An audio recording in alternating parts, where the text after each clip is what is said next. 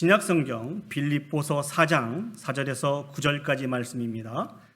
제가 가지고 있는 신약성경은 페이지 322면에 있습니다. 빌립보서 4장 4절에서 9절까지 말씀을 제가 봉독해 드리도록 하겠습니다. 주 안에서 항상 기뻐하라. 내가 다시 말하노니 기뻐하라.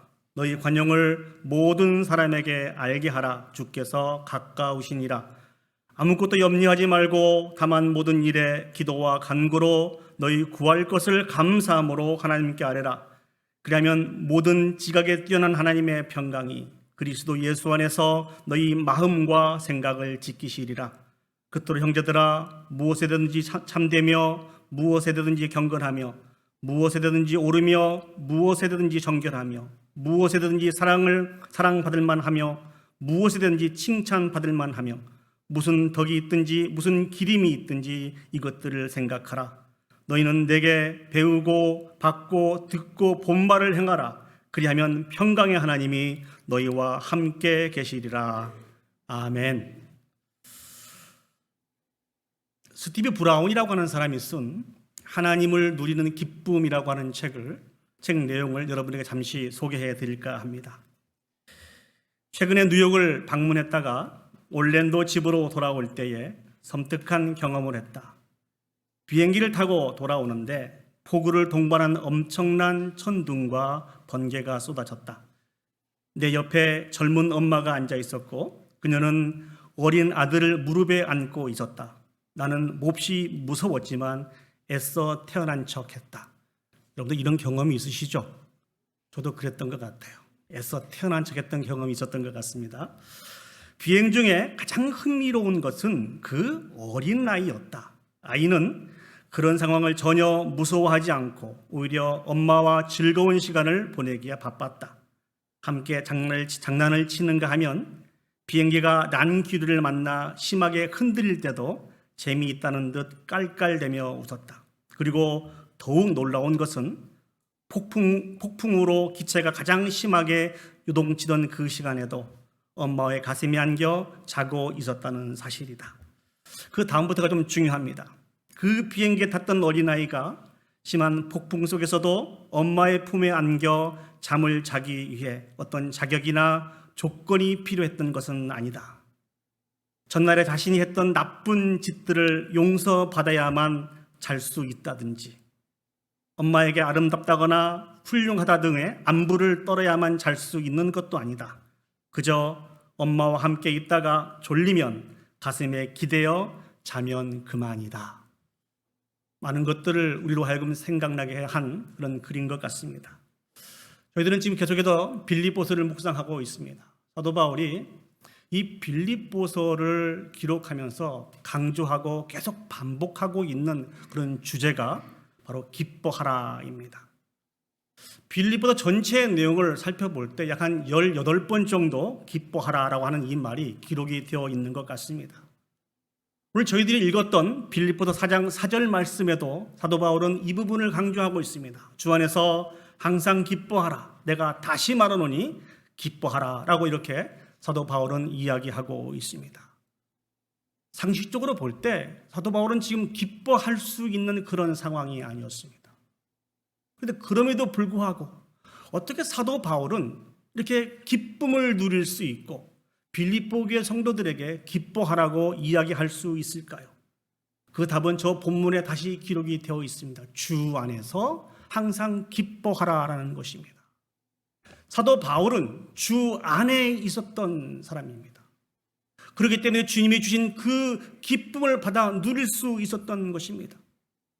앞에서 말씀드린 그 책에 등장한 그 어린아이가 항상 엄마 품에 있었기 때문에 심한 폭풍으로 요동치는 비행기 안에서도 평안히 잠을 잘 수 있었던 것처럼 저와 여러분들도 예수 그리스도 안에 있을 때 항상 기뻐할 수 있습니다. 믿습니까? 네. 그래서 우리는 늘 사모해야 됩니다. 예수 그리스도 안에 거할 수 있기를. 왜냐하면은 우리가 누릴 수 있는 이 참된 기쁨은 세상에서 얻을 수 있는 것이 아니고 오직 하나님께서만 그의 사랑하는 자들에게 주시는 것이기 때문에 그렇습니다. 즉 주님이 주시는 참다운 기쁨을 받아 누리는 사람만이 샘솟듯 솟아나는 참다운 평강을 누릴 수 있게 되는 것입니다.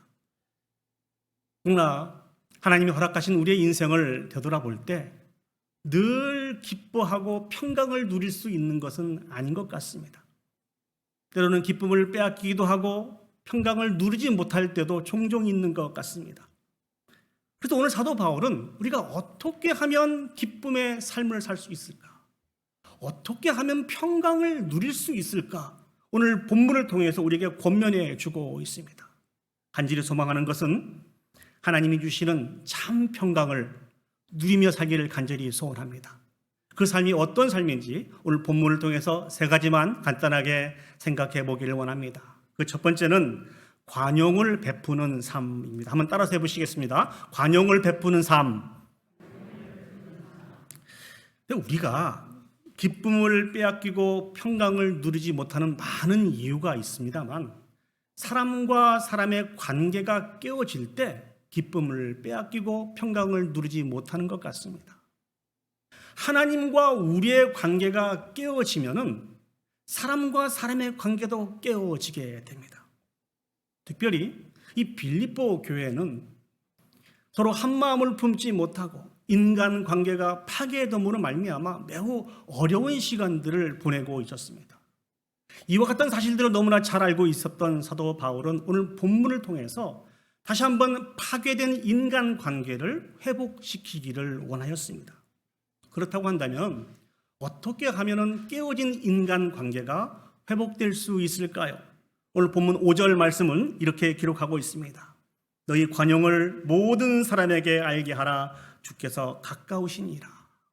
관용이라는 말이 등장하고 있습니다.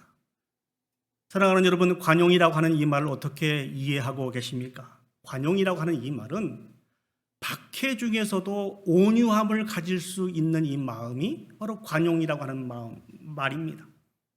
또 자신에게 손해를 끼치는 그 사람에게도 그 사람의 죄를 용서해 주는 것이 관용이라는 것입니다. 이 관용은 타인에 대해서 넓은 마음을 품는 것입니다. 타인에 대해서 넓은 마음을 품는 것들이 어떤 것이 있을까요?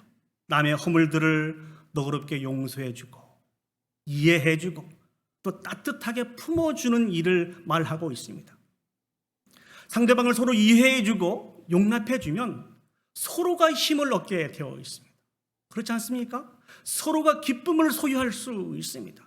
그럴 경우에 하나님이 부어주시는 참 평강을 소유할 수 있다는 것입니다. 특별히 오늘 본문의 말씀을 보시면 너희 관용을 모든 사람에게 라고 말씀하고 있습니다. 좀 모든 사람이 포인트입니다. 예수 그리스도를 구주로 믿는 사람뿐만 아니라 예수 그리스도를 구주로 믿지 않은 사람에게도 관용의 삶을 살아가라고, 그러할 때만 주님이신 평강을 소유할 수 있다라고 사도 바울은 우리에게 강조하고 있다는 것입니다. 자, 그렇다고 한다면 왜 우리가 이런 삶을 살아가야 될까요? 왜 관용하며 살아가야 될까요? 그 이유는 단 하나입니다. 주께서 가까우시기 때문에 그렇습니다. 우리는 동일한 말씀을 빌립보서 3장 20절과 21절 말씀을 통해서도 확인해 볼 수 있습니다. 그러나 우리의 시민권은 하늘에 있는지라 거기로부터 구원하는 자 곧 주 예수 그리스도를 기다리노니 그는 만물을 자기에게 복종하게 하실 수 있는 자의 역사로 우리의 낮은 몸을 자기 영광의 몸의 형체와 같이 변하게 하시리라. 사랑하는 여러분, 우리는 저 천국에서 누릴 영원한 소망을 늘 꿈꾸고 있습니다. 그걸 사모하며 살아가는 사람들입니다.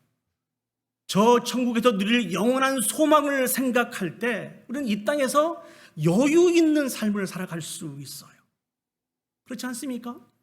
다른 사람들을 이해할 수 있고 너그럽게 용서할 수 있고 관용을 베풀며 살아갈 수 있다는 것입니다. 누가복음 15장 25절 말씀을 보시면 여러분들이 너무나 잘 알고 있는 비유가 나옵니다. 바로 탕자의 비유죠. 특별히 25절 이하에 보면은 탕자의 형에 대한 이야기가 등장하고 있습니다.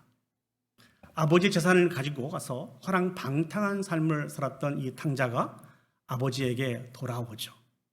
그때 아버지는 이 탕자의 모든 죄를 다 용서해 주십니다. 그리고 모든 권위를 다 회복시켜 주십니다. 그리고 너무나 기뻐서 기쁨의 큰 잔치를 베풀게 되었습니다. 그때에 밖에서 열심히 일하였던 이 탕자의 형이 돌아오게 되었습니다. 이상한 행동을 해요. 그 기쁨의 큰 잔치에 이 형이 참석하지 못하고 있는 것입니다. 그 마음속에 불만이 가득 찼습니다. 그가 가지고 있는 불만은 무엇입니까? 자신은 평생 아버지와 함께 아버지를 위해서 일하였거든요. 그러나 자신을 위해서는 어떠한 대가도 아버지께서 지불해 주시지 않으셨는데 아버지의 재산을 허랑방탕하여 다 허비한 그 동생이 돌아왔을 때는 동생의 모든 죄를 다 용서해 주고 그 권위를 회복시켜 주시고 그 아들이 돌아옴으로 인해서 기쁨의 큰 잔치를 베풀고 있는 이 사실들에 이 형은 크게 불만을 가지고 있었습니다. 한 줄로 요약하면 이런 말씀이겠죠. 어떻게 이럴 수가 있습니까? 불만이 많은 이 형에게 아버지가 어떤 이야기를 해 주십니까? 누가복음 15장 32절 말씀은 이 내 동생은 죽었다가 살아났으며 내가 잃었다가 얻었기로 우리가 즐거워하고 기뻐하는 것이 마땅하다 하니라. 마땅하다 하니라. 탕자 형은 아버지를 떠나지 아니하였고 아버지와 함께 늘 아버지를 위해서 일하는 것이 그의 마음속에 참다운 기쁨이 아니었습니다. 어찌면 아버지를 위해서 일을 하고 있지만 자신은 아버지의 재산을 받아서 허랑방탕한 삶을 살고 있지는 않지만 자신의 인생을 살아가고 있는 그 탕자를 부러워하였는지도 모릅니다. 정말 아버지를 위해서 일하고 있는 그 모습이 참다운 기쁨이고 아버지가 주신 그 평안을 받아 누리는 조건이라고 한다고 하면은 아버지의 품을 떠난 탕자에 대해서 불편한 마음이 아니고 안타까운 마음을 가져야 되죠. 그렇지 않습니까? 안타까운 인생을 살다가 돌아온 그 동생을 향하여서 같이 아버지와 함께 기뻐하며 그 잔치에 참여해야 되는 것이 바로 바람직한 형의 모습일 것입니다. 그러나 탕자의 형은 그렇게 하지 못했습니다. 아버지와 같이 있으면서도 그게 참 기쁨이 아니었어요. 아버지가 주시는 그 평안도 받아 누리지 못하였습니다. 엄밀하게 따지면 이 탕자의 형은 또 다른 탕자가 되는 것입니다. 사랑하는 여러분, 하나님은 우리의 마음의 중심을 헤아려 보시는 분이십니다. 그 누구도 그 하나님을 속일 수 없습니다. 우리는 진실로 우리도 죄와 허물이 있는 자인 것을 기억하고 너그러운 마음을 가지고 우리의 이웃들을, 우리의 동역자들을 이해해야 됩니다. 그리고 용납해 줘야 됩니다. 그리고 기쁨으로 그들을 대해 줘야 합니다. 그러할 때 우리는 예수 그리스도 안에서 참 평강을 받아 누릴 수 있습니다. 이 생활들이 천국 생활입니다. 간절히 소망하는 것은 이 귀하고 아름다운 천국 생활을 이 세상에 살아가시면서 마음껏 누리시며 하나님 앞에 영광 올려드리는 저와 여러분들이 되기를 축복합니다. 두 번째는 기도하는 삶입니다. 우리 안에 기쁨이 사라지고 주님이 주시는 평강을 누리지 못하게 되는 가장 중요한 요인은 바로 걱정과 염려일 것입니다. 여러분 걱정거리가 있으시죠? 염려거리도 있으시죠? 예, 대답을 해주셔서 감사합니다. 아마 걱정거리와 염려가 없으신 분들은 단 한 분도 안 계실 것입니다. 그런데 오늘 사도 바울은 아주 이상한 이야기를 합니다. 우리가 너무나 잘 들었던 말씀인데요. 빌립보서 4장 6절에서 7절 말씀을 보시면 아무것도 염려하지 말고 다만 모든 일에 기도와 간구로 너희 구할 것을 감사함으로 하나님께 아뢰라. 그리하면 모든 지각에 뛰어난 하나님의 평강이 그리스도 예수 안에서 너희 마음과 생각을 지키시리라. 이게 무슨 말씀입니까? 온통 염려할 수밖에 없는 그런 상황임에도 불구하고 사도 바울은 아무것도 염려하지 말라고 그렇게 말씀하고 있습니다. 모든 게 다 염려할 수 있는 그런 상황인데 어떻게 염려하지 말라고 하는 이러한 불가능한 말씀을 하고 계실까요? 염려란 말이 무슨 말로 여러분 이해하고 계십니까? 신약 박사인 권성수 교수님은 이 염려란 말을 이렇게 해석을 했습니다. 염려란 자신이 통제할 수 없는 것에 대해 쓸데없이 근심에 빠지는 것으로 미래의 짐을 지고 자신을 고문하는 것이다 라고 이렇게 이야기했습니다. 이 말을 좀 쉬운 말로 풀면은 염려라고 하는 것은, 잘 들어보세요, 지금 현재가 아니고 먼 미래에 일어날 수도 있고 일어나지 않을 수도 있습니다. 그런데 먼 미래에 일어날 것으로 생각을 하고 지금 걱정하는 거예요. 여러분, 이 걱정이 바람직한 걱정입니까? 쓸데없는 걱정입니까? 쓸데없는 걱정이죠. 이렇게 답을 이렇게 딱딱 주시니까 설교가 일찍 끝날 것 같아요. 그렇죠? 이 아주 쓸데없는 걱정입니다. 이 염려는 우리 인간이 연약하고 부족하고 악하기 때문에 우리 가운데 생길 수 있는 것입니다. 이 쓸데없는 걱정들을 우리는 많이 하면서 살아가고 있습니다. 근데 오늘 사도 바울은 염려를 이길 수 있는 유일한 길이 있다고 우리에게 소개해주고 있습니다. 6절 말씀을 다시 한번 보시죠. 아무것도 염려하지 말고 다만 모든 일에 기도와 간구로 너희 구할 것을 감사함으로 하나님께 아뢰라. 기도에 대한 이야기를 하시고 계십니다. 간구에 대한 이야기를 하고 계십니다. 이것이 염려를 이길 수 있는 유일한 비결이라는 것입니다. 여러분, 기도가 무엇입니까? 하나님을 향한 일반적인 대화를 가리켜서 기도라 그렇게 이야기합니다. 간구라고 하는 말은 일정한 요구 조건을 들어서 하나님께 구하는 것입니다. 그래서 이 간구란 말은 기도하고 또 기도하는 것이 간구라는 것입니다.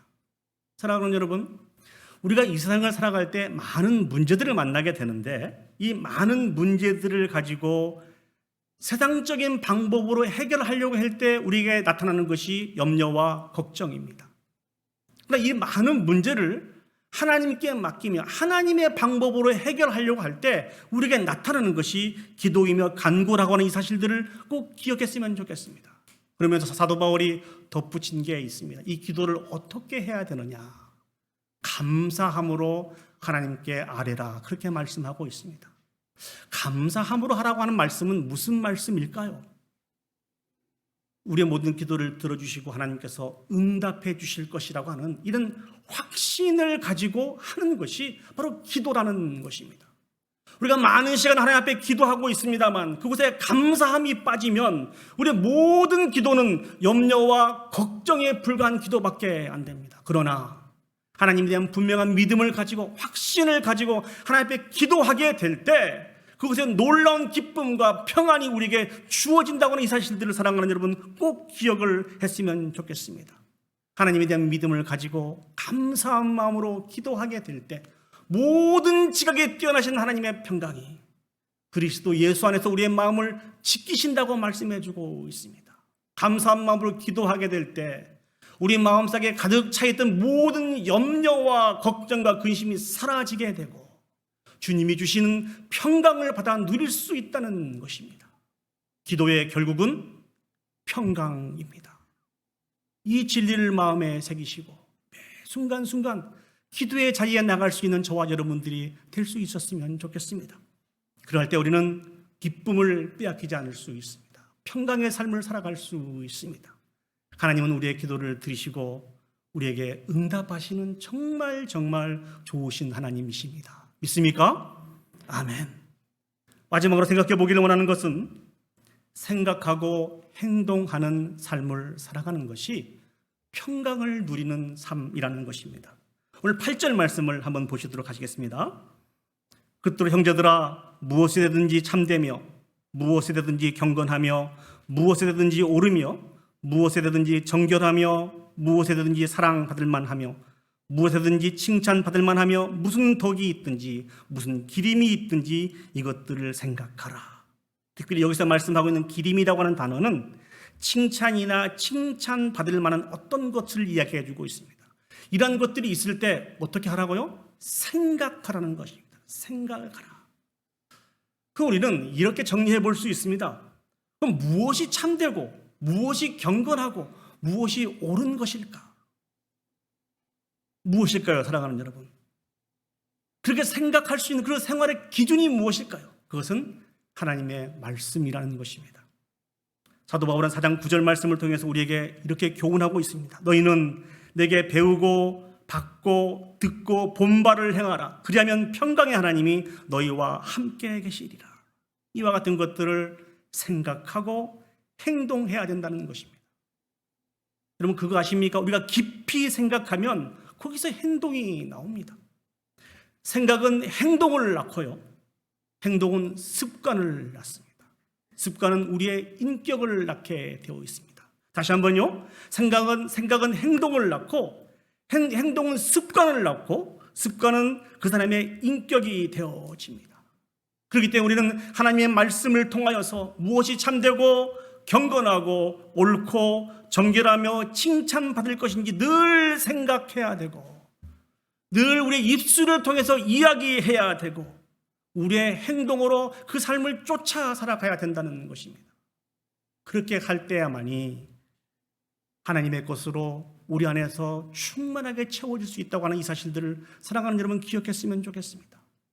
우리는 너무 연약하고 부족해서 우리의 환경을 핑계 삼을 때가 너무나 많이 있어요. 부족하고 악한 모습들로 인해서 어떤 결론들을 자주 이야기하는군요. 목사님, 저도 어쩔 수 없어요.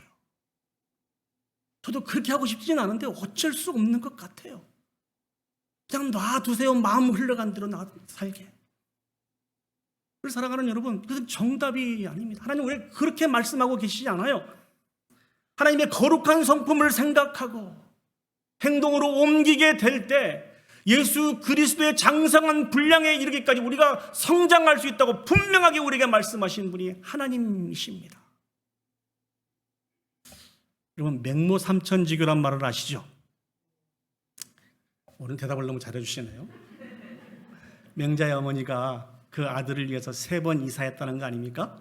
첫 번째는 장의사가 있는 곳에, 두 번째는 시장 가까운 곳에, 세 번째는 서당 근처에 이사를 했다고 그러잖아요. 장의사가 있는 곳에 이사를 하다 보니까 이 맹자가 늘 노는 놀이가 장례 치르는 그 모습을 보고 그걸 놀이 삼아서 따라 하더라는 것입니다. 그래서 이들은 안 되겠다. 그렇게 해서 시장 근처로 이사를 했대요. 그랬더니 이 맹자가 하는 일들이 그 시장에서 장사하는 것만 보고 그들도 따라 연습하더라는 것입니다. 이것도 안 되겠다. 그렇게 마지막으로 택한 곳이 서당 아닙니까? 서당 근처로 이사를 했더니 글을 읽고 배우는 것을 보고 따라하게 되었다라고 하는 그런 이야기를 우리에게 전해주고 있습니다. 사랑하는 여러분, 이와 같이 우리의 환경이 너무너무 중요합니다. 우리는 환경을 따라 살도록 되어 있어요. 환경에 영향을 받으며 살아갈 수 있도록 그렇게 되어 있어요. 그렇기 때문에 우리의 환경을 살아계신 하나님의 말씀을 통해서 거룩한 환경을 만들어야 돼요. 거룩한 환경을 만들고 그 거룩한 삶을 쫓아 살아갈 수 있도록 부단히 노력을 해야 됩니다. 늘 죄악된 생각을 할 수 있는 그런 생각과 죄악된 생각을 할 수밖에 없는 그런 환경 속에서 결코 거룩한 삶을 살아갈 수 없다는 것입니다. 하나님의 말씀에 금하신 모든 것들은 다 끊어내야 된다는 것입니다. 우리는 결단력이 부족해서 끊어내야 되는 것을 알고 있으면서도 불구하고 여전히 죄악된 요소와 친구하며 살아갈 때가 얼마나 많이 있는지 모릅니다. 말은 그렇게 잘해요. 끊어내야 되는데. 근데 끊어내지 못하고 있기 때문에 이 열매를 맺혀가고 있지 못하는 것입니다. 그리고 사랑하는 여러분, 저와 여러분들이 얼마나 약한 존재인지 아세요? 우리는 결코 강한 존재가 아닙니다. 매우 약한 존재입니다. 제 사촌 형님이 한 분 계시는데요. 이분은 매우 강하신 분이십니다. 대학교를 다닐 때 럭비 선수이셨고 군대를 공수부대 장교로 갔다 오셨습니다. 그리고 갔다 오셔서도 체육교사를 오랫동안 하시는 분이십니다. 강함의 상징적인 그런 존재였습니다. 제가 어디 가서 맞고 오면 이 사촌 형한테 이야기하면 다 복수를 해줬어요. 정말 강하신 형님이시죠. 그런데 지금은 고인이 되셨습니다만 그 당시에 90세가 되신 할머니가 계셨습니다. 이 할머니 생신날 온 형제들이 다 모이게 되었어요. 근데 이 할머니께서 약간 치매기가 있으셔서 하시던 말을 계속 반복해서 하시곤 하셨습니다. 근데 마침 그 형의 형수님은 이제 그 비즈니스 문을 오픈해야 되기 때문에 일찍 떠나게 되었습니다. 이제 막 앉아서 식사를 하는데 우리 할머니께서 그런 말씀을 하시는 거예요. 얘야, 손주 며느라기 잘 갔는지 전화 한번 해봐라. 요즘 세상이 참 힘들다고 하는데 걱정이다. 집에서 떠난 지 10분도 안 되었거든요. 그래서 그렇게 얘기했습니다. 할머니 10분도 안 됐어요. 좀 기다리세요.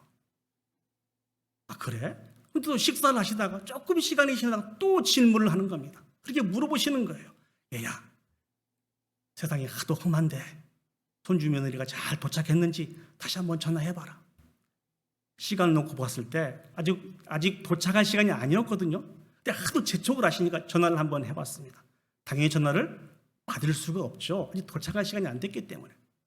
한 번, 두 번, 세 번, 네 번 계속해서 같은 말씀을 하세요. 그런데 이 형님이 아주 착하신 분이었기 때문에 시간상으로는 아직 도착할 시간이 안 됐습니다만 그럼에도 불구하고 할머니에게 만족을 드리기 위해서 안심시켜 드리기 위해서 계속 전화를 했는데 전화가 안 되는 것입니다. 그런데 시간을 계산해 볼 때 충분히 지금 그 직장에 도착할 시간이 됐는데도 불구하고 전화를 안 받으시는 거예요. 그때 할머니가 또 한 말씀 하십니다. 전화해봐라. 세상이 힘든 세대인데 잘 도착했는지 모르겠다. 결국 이 형님이 일어나셨습니다. 걱정이 돼가지고 밥 먹다가 숟가락을 놓으시고 일어나서 그 형수님을 찾아가게 되었다는 것입니다. 나중에 듣게 되었습니다. 바로 직장으로 가시지 않고 거래처에 들렸다가 가시다 보니까 좀 늦게 도착했다고. 제가 왜 이 예화를 말씀드린지 아십니까? 우리는 그렇게 강한 존재가 아니라는 것입니다. 환경에 많은 영향을 받고 있는 사람들이라는 것이죠. 스스로의 우리의 마음도 믿음도 지킬 수 없는 그런 존재가 저와 여러분들이라는 것입니다. 그렇기 때문에 우리는 우리의 환경을 거룩한 환경을 만들기 위해서 최선의 노력을 다해야 됩니다. 많은 염려와 걱정과 근심을 쫓아내는 방법은 하나님 앞에 기도하는 것도 필요합니다만 오늘 사도 바울은 거기에 더 추가해서 이 부분들을 늘 생각하고 우리의 삶을 통하여서 실천해 갈 때에 죄악된 모든 요소들이 다 떠나가게 되고 주님이 맺기를 원하시는 풍성한 거룩한 열매가 맺혀가게 되고 그러할 때 그 기쁨을 받아 누리며 주님이 주신 평강을 받아 누릴 수 있다라고 우리에게 강조하고 있습니다. 사랑하는 여러분, 이 귀한 진리의 말씀들을 마음에 새겨서 진실로 우리가 누리기를 원하시는 그 기쁨과 평안을 세상에 빼앗기지 않는 저와 여러분들이 되었으면 좋겠습니다. 말씀을 정리하도록 하겠습니다. 평강은 우리의 힘으로 결코 누릴 수가 없는 것입니다. 오늘 앞에서 말씀드린 그 어린아이가 엄마의 품에 있을 때 어떠한 폭풍과 환난 속에서도 평강을 누릴 수 있었던 것처럼 우리는 예수 그리스도 안에 있을 때만 그 기쁨과 평강을 받아 누릴 수가 있는 것입니다. 다른 사람에게 관용을 베푸십시오. 어떤 문제 앞에서든지 염려하지 말고 감사함으로 기도하시기 바랍니다. 그리고 하나님의 바른 말씀을 따라 바른 것을 생각하시고 바른 것을 말하시고 바른 것을 행동하시기 바랍니다. 우리가 이 귀하고 아름다운 삶을 살아가게 될 때 주님이 주시는 참된 기쁨과 평안을 받아 누리실 수 있습니다. 이 귀하고 아름다운 삶들을 받아 누려서 매 순간순간 하나님 앞에 영광 올려드릴 수 있는 우리 온 성도들이 되기를 간절히 축복합니다. 아멘.